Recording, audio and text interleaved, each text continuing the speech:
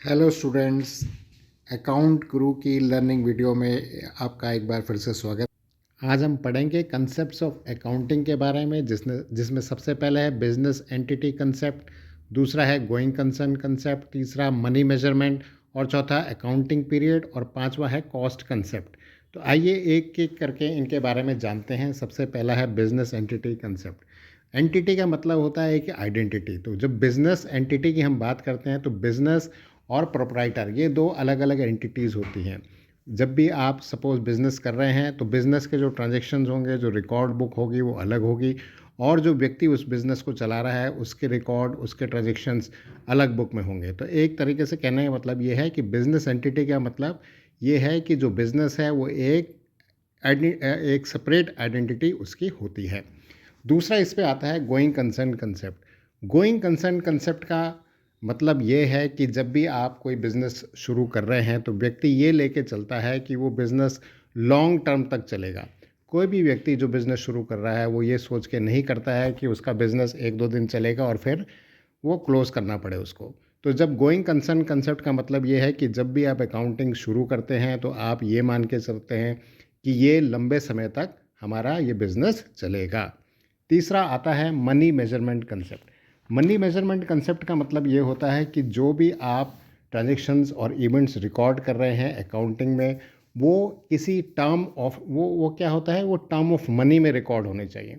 For example आप ऐसे समझिए कि अगर कोई ऐसा कहता है कि मेरे पास एक बहुत बड़ी बिल्डिंग है और मेरे पास इतने 1 बीघा ज़मीन है और 2 लाख रुपए कैश है। तो हम उसका मनी मेजरमेंट कैसे करेंगे कि हमें उनकी वैल्यू निकालनी पड़ेगी। वैल्यू किसकी निकालनी पड़ेगी? उसकी बिल्डिंग की वैल्यू निकालनी पड़ेगी, उसकी जो ज़मीन है उसकी वैल्यू निकालनी पड़ेगी, और कैश का तो बता ही रहा है कि 2 लाख रुपए उसके पास कैश है। तो टोटल सपोजिंग अगर उसके पास बिल्डिंग की जो कीमत है वो 50 लाख आती है, जो उसकी ज़मीन की कीमत है वो भी 50 लाख आती है, और 2 लाख उसके पास है। तो कहने का मतलब क्या हो गया कि he is having the worth of 1 crore 2 lakh rupees.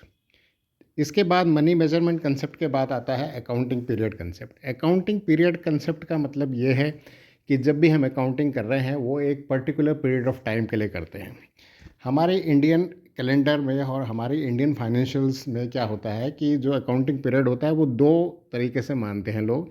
एक करते हैं उसको 1 जनवरी टू 31 दिसंबर, और दूसरा होता है 1 April to 31 March of the coming year. तो अकाउंटिंग पीरियड में मतलब जब भी आप रिकॉर्ड ट्रांजेक्शन्स कर रहे हैं तो it is for a particular period of time. जिसमें पांचवा आता है वो है कॉस्ट कंसेप्ट। कॉस्ट कंसेप्ट का मतलब ये है कि जब भी आप किसी एसेट को रिकॉर्ड कर रहे हैं तो उसकी हिस्टोरिकल कॉस्ट में आप उसको रिकॉर्ड करते हैं। हिस्टोरिकल कॉस्ट का मतलब ये हो गया कि जिस दिन वो परचेज़ किया गया था, सपोजिंग किसी ने एक कार खरीदी और वो जिस दिन खरीदी वो 8 लाख रुपीज़ की थी, और 3-4 साल उसने चला दिया, और उसके बाद वो कॉस्ट तो वैसा ही दिखाएगा, 8 लाख रुपीज़ दिखाएगा, लेकिन जब 3-4 साल बाद क्या होगा कि उसकी वैल्यू डिप्रिशिएट हो जाएगी। तो कोई डेप्रिसिएशन का जो डेप्रिसिएशन का कुछ वो फॉर्मूला लगाएगा, और उसके हिसाब से वो क्या करेगा कि उसकी वैल्यू निकालेगा। जो डेप्रिसिएशन मतलब सपोजिंग वो 8 लाख रुपए की थी और 3-4 साल बाद वो डेप्रिशिएट उसकी वैल्यू हो गई और उसकी कॉस्ट 6 लाख रह गई, तो दिखाएगा तो उसको 8 लाख ही in the book of records, लेकिन क्या करेगा कि उसको डेप्रिसिएशन के तौर पर उसको आगे शो करेगा। कंसेप्ट ऑफ अकाउंटिंग में आगे है matching concept, dual aspect, consistency concept and accrual concept. तो आइए इनके बारे में एक एक करके जानते हैं। सबसे पहले आता है मैचिंग कंसेप्ट। मैचिंग कंसेप्ट बहुत इंपॉर्टेंट होता है हमारे को नेट प्रॉफिट निकालने के लिए। इसका मतलब ये होता है कि जो सारी कॉस्ट जो रेवेन्यू के जो उस पीरियड के जो एक अकाउंटिंग ईयर के दौरान जो है they should match each other, means the cost should be equivalent to the revenues of a particular accounting period. अगला आता है ड्यूअल एस्पेक्ट। ड्यूअल एस्पेक्ट का बहुत इंपॉर्टेंस है हमारे जब ट्रांजेक्शन्स को हम रिकॉर्ड करते हैं। इसका मतलब ये है कि every transaction affects at least 2 accounts. कहने का मतलब ये है कि अगर एक अकाउंट डेबिट होता है तो दूसरा अकाउंट उतने ही अमाउंट से क्रेडिट करना होता है। और ड्यूअल एस्पेक्ट में जैसे कि हमारी एक अकाउंटिंग इक्वेशन भी हो जाती है जिसमें होता है assets is equals to liabilities plus capital. तो लायबिलिटीज़ और कैपिटल मिला के एसेट्स के बराबर होनी चाहिए। अगला है कंसिस्टेंसी कंसेप्ट। कंसिस्टेंसी कंसेप्ट का मतलब ये है कि जो हम अकाउंटिंग रिकॉर्ड करते हैं, जो हम ट्रांजेक्शन्स को रिकॉर्ड करते हैं, उनको रिकॉर्ड करने का तरीका एक ही जैसा होना चाहिए हर साल, साल दर साल। ऐसा नहीं है कि इस साल आपने कुछ और तरीका अपनाया, अगले साल आप कुछ और तरीका कर रहे हैं, तो वो कारगर नहीं होता और प्रॉफिट एंड लॉस निकालने में ऐसे में दिक्कत आती है। तो कंसिस्टेंसी का मतलब क्या है कि अगर एक पर्टिकुलर मेथड आप फॉलो कर रहे हैं अपने ट्रांजेक्शन्स को रिकॉर्ड करने का, वो हर साल आपको सेम रखना चाहिए। अगला जो इसमें आता है वो होता है एक्रूअल कंसेप्ट। एक्रूअल कंसेप्ट जो है वो बहुत इंपॉर्टेंट होता है ट्रांजेक्शन को रिकॉर्ड करने के लिए। इसमें ये होता है कि revenue is recorded when the sales are made और सर्विसेज आर रेंडर्ड, और इमेटेरियल है कि चाहे कैश रिसीव हुआ हो या ना हुआ हो। और इसी तरह से जब एक्सपेंस होते हैं तो जब एक्चुअल खर्चे हो रहे हैं उस समय उनको रिकॉर्ड कर देना चाहिए, चाहे उसमें कैश मिला या ना मिला। तो इसमें जो इम्पोर्टेंट टर्म्स हैं वो आउटस्टैंडिंग के वर्ड आता है एक यूज़ में, और प्रीपेड आता है। तो आउटस्टैंडिंग का मतलब ये है कि ऑलरेडी जो आपके पास पिछला देना था और अभी दिया नहीं है, तो उसको आउटस्टैंडिंग के तौर पे लिख देते हैं।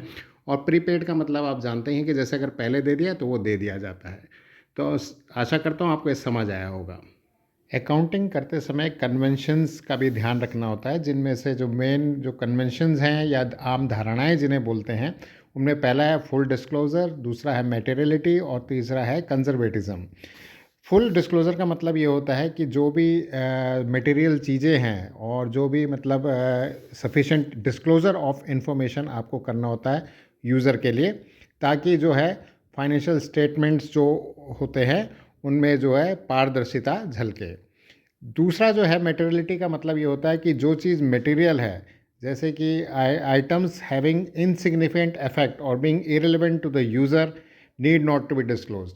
तो जो इररिलेवेंट है, जिनकी ज़रूरत नहीं है, उनको आपको बताने की ज़रूरत नहीं होती है। और तीसरा होता है कंजर्वेटिज्म। कंजर्वेटिज्म का मतलब ये होता है कि आप अपने पहले लॉसेस के लिए तैयार रहिए। अगर आपके कंपनी में कोई लॉस होता है, कोई कंटीजेंट लाइबिलिटीज़ मतलब अलग से आप रख देते हैं, कभी भूकंप है, कभी आग है, इस तरह की कोई नुकसान हो जाता है, अनएक्सपेक्टेड हो जाता है, तो उसके लिए आप अपने लिए पहले से रिजर्व रखें।